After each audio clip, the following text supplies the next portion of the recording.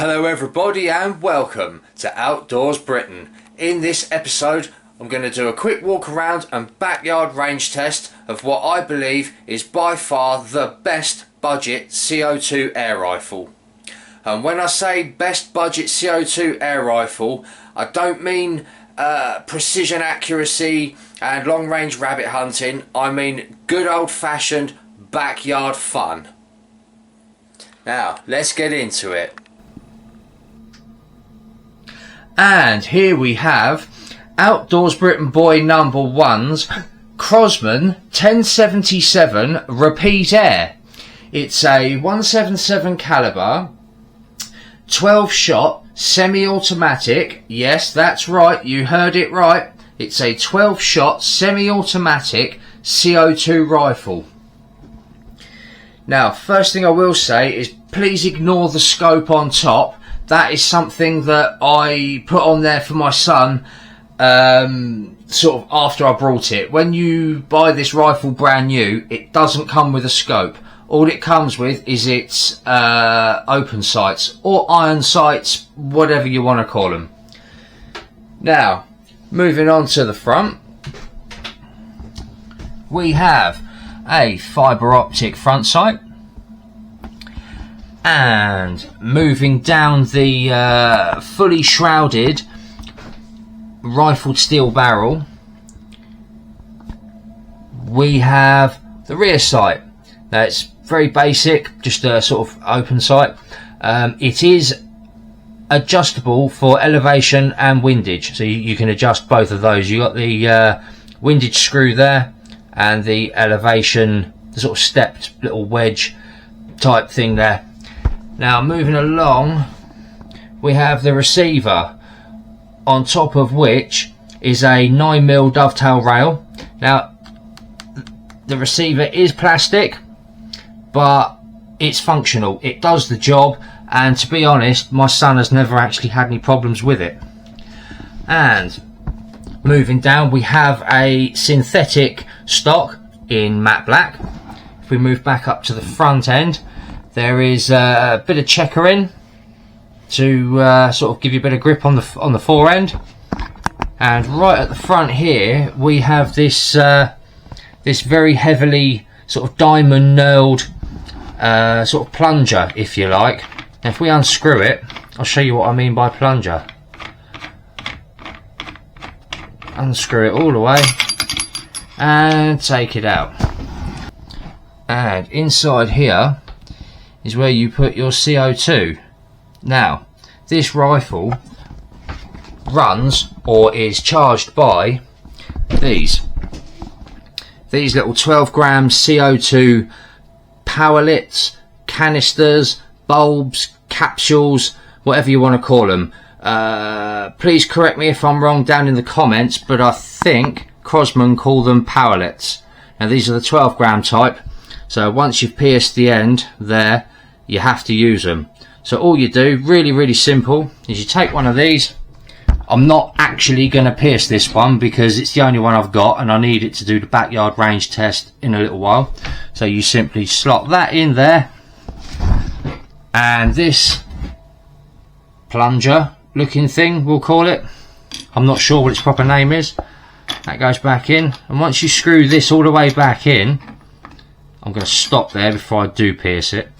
That then pierces the pellet, and that's the rifle then charged and ready.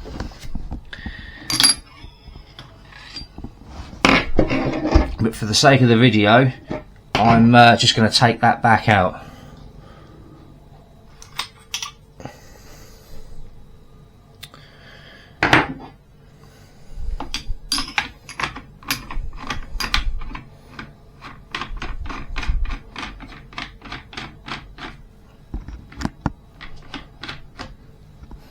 And if we zoom back in and work our way back along the synthetic stock, we have this. Now this is the 12 shot magazine, and I've got to be honest, this is very clever. It's very simple yet very clever.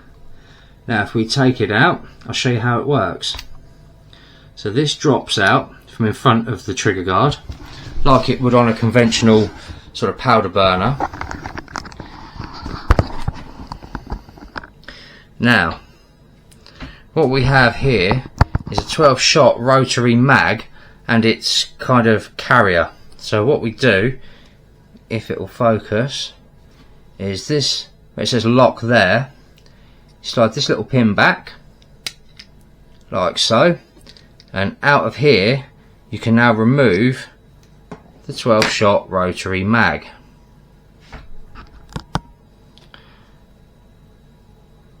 There it is. Now you fill it, hold it, you fill it from this side, put your 12 pellets in. Here's one I filled up earlier. So you put that, once you filled it up with your pellets, you simply drop it back in there like so, lock it with the little pin, and this slots back up into there with a click, like so. Now, if this had a powerlet full of CO2 charged inside it, this would now be ready and cocked and ready to fire. Now, for safety's sake, I'm going to take that straight back out. I'm going to remove the loaded magazine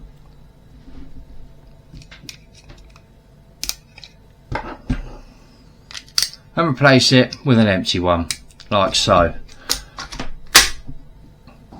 As like I said, this is beautifully simple, this rifle. And if we move a little bit further along, we have the trigger.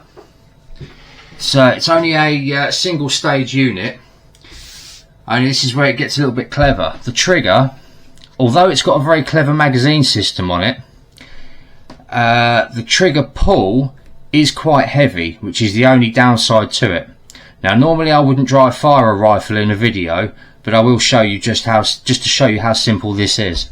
So if we take the safety catch is a cross bolt mechanism just there in front of the trigger guard. So at the moment that's safe. Okay, that won't fire. Now switch it to fire. Every time you pull the trigger, it indexes the magazine and fires off a shot, which does make the trigger pull quite heavy, but it also means that this will fire 12 shots as fast as you can pull the trigger. And if we move to the little bit further down, you'll see there's a little bit of checkering.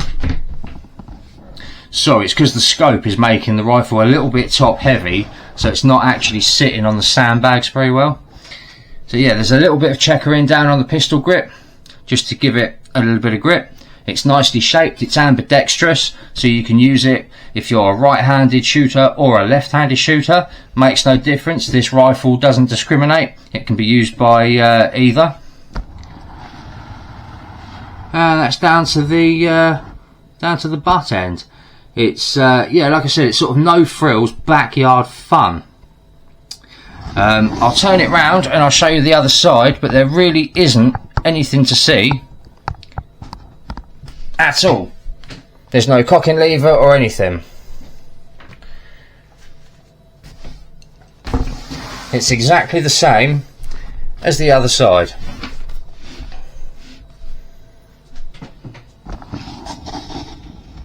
As you can see.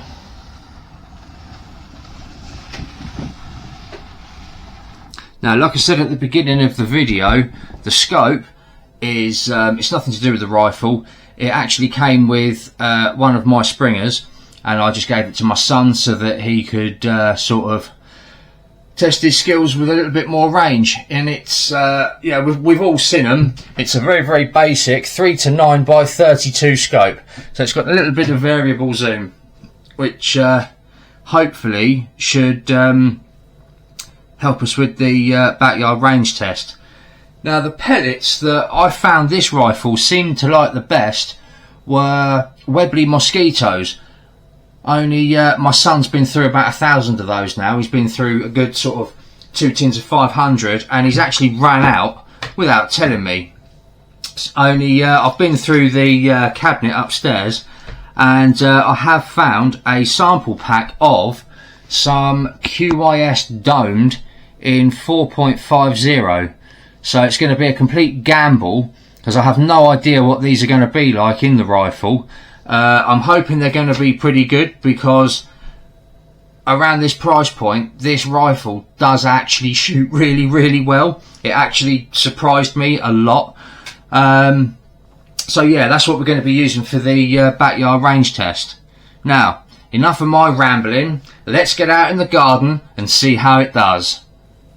Right, first things first, go and put a target out at 20 yards. I've no idea if the rifle's still zeroed or not, and like I said earlier, I haven't got enough CO2 to check, so we're just going to do this right off the bat.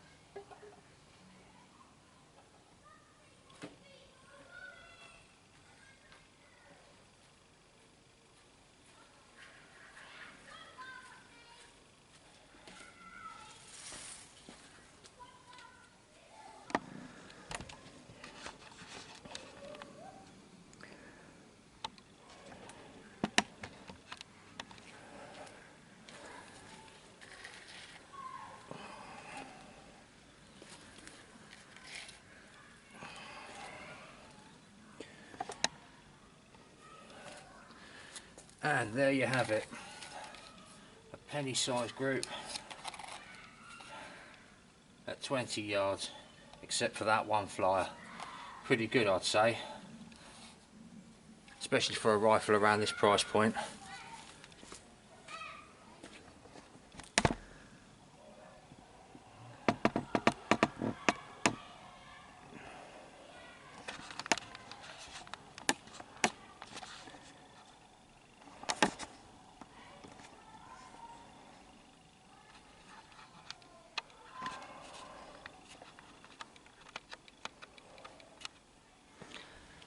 And now, just for a bit of fun,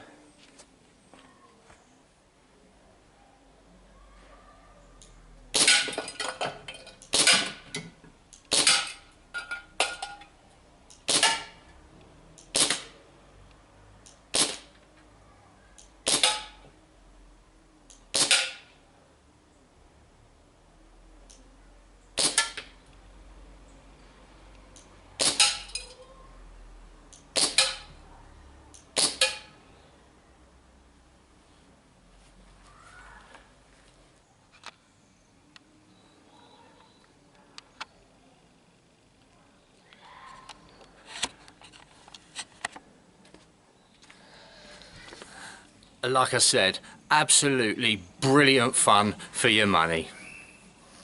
That just about concludes the range test. Let's head on back inside. Now I'm going to share a few more pieces of information about the rifle. So starting with the power output. It produces somewhere between sort of 5 to 7 foot-pounds of energy. Now this depends on the sort of usual kind of variable with sort of CO2, and that is temperature. If you use it on a freezing cold day, it's going to produce less power than it would on a blazing hot summer's day. So yeah, the power does kind of vary depending on that. The weight of the rifle, it is an absolute featherweight, weighing in at 1.9 kilos or 4 pounds 3.5 ounces, and that's scoped. I weighed it with that little 3 to 9 by 32 scope. Okay, so without that scope, it's even lighter than that. Okay, it also comes in 3 different variations nowadays. It comes in the black synthetic that I've just showed you. It also comes in a variation with quite a neat little wood stock. I'm not sure what the wood is. Somebody told me it might be beech, but again, I'm not sure, so please don't hold me to that because I might be wrong. And it also comes in what Crosman call the freestyle stock, which is a sort of much lighter colour.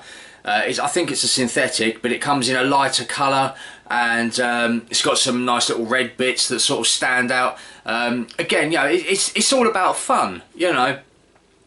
Now, a couple of years ago, maybe even 3 years ago, when I brought that rifle for my son, I paid around 110 to 115 pounds. I cannot remember exactly how much it was, but I've just looked on that website, which I can say was Pellets. And so yeah, I've just looked on Pellets and a couple of other websites, and the price has increased since then. So like I said, I paid around 10 to 15 pounds for it. Sorry, 110 to 115 pounds for it. But yeah, I've just double checked what it costs now, and the price has increased by sort of 20 to 30 pounds. The cheapest I managed to find one was 129 pounds, and the most expensive one I came across was, I think it was Pellets, at 139 pounds. So although the price has increased, I still say it is worth every penny. You know, pound for pound, show me another semi-automatic rifle at that price point, which is that accurate and just that much fun. I really hope you've enjoyed this video. That is the end. Thank you for watching.